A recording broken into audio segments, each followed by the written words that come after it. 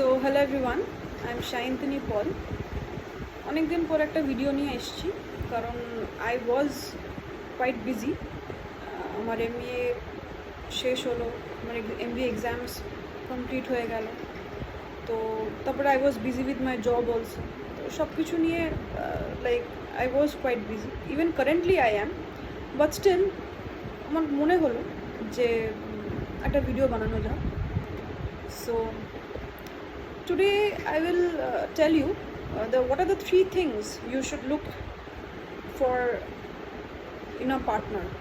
ঠিক আছে, মানে when তুমি যখনই কোনো পার্টনারকে চয়েস করবে, ঠিক আছে, তুমি কী ধরনের ক্যারেক্টারিস্টিক্স দেখবে, দেখে তুমি সেরকম একটা পার্টনারকে চুজ করবে।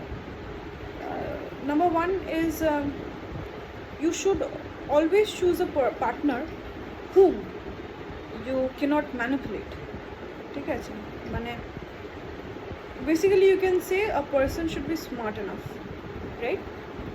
দেখো, কারণ এটাই বলছি যে তুমি হয়তো এটা ভাবলে যে না, বেশ এমন একটা পার্টনার চয়েস করলাম যে যাকে আমি ঠিক যেরকম বলি ঠিক সেরকম বিশ্বাস করে নেব, ঠিক যেরকম একটা কথা বললাম সেটাই মেনে নিল।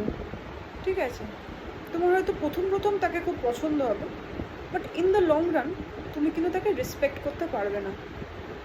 ঠিক আছে, তো রেসপেক্ট করার জন্য যেটা দরকার সেটা হচ্ছে the person should have boundaries. ঠিক আছে, যে আমি কতটা তোমার মেনে নেব এবং কতটা আমি তোমার কথাগুলো শুনবো। ঠিক আছে, আননেসেসারি আমি কিছু মানব না। ঠিক আছে, আননেসেসারি চাহিদাগুলো বা আননেসেসারি ডিমান্ডসগুলো কখনোই মেনে নেওয়াটা উচিত নয়। ঠিক আছে, যারাই মেনে নেয় they are not a person to be respected.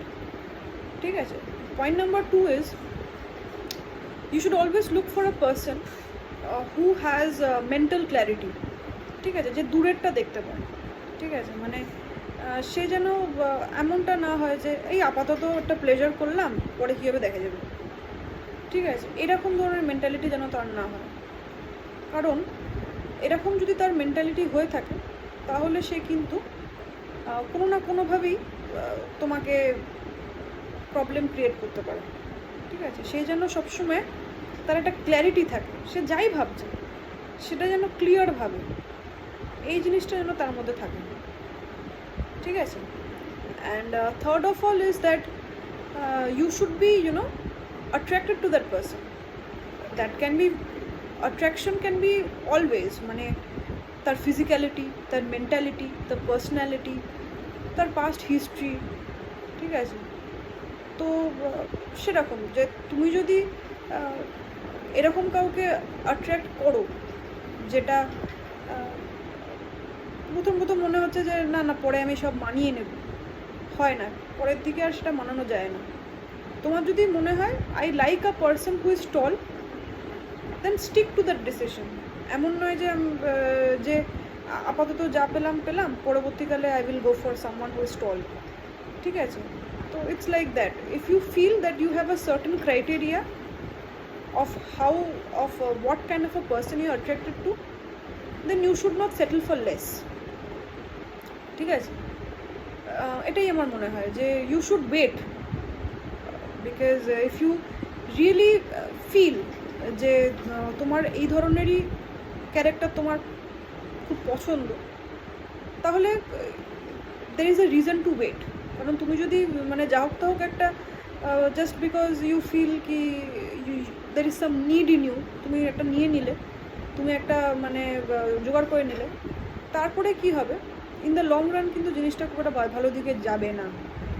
কিন্তু তুমি যদি ওয়েট করো and you should be choosy enough, and if you manifest that those kind of person, the one who you really want, ঠিক আছে, তাহলে কিন্তু ইন দ্য লং রান তোমার সেটা সাকসেসফুল হয়ে যাবে।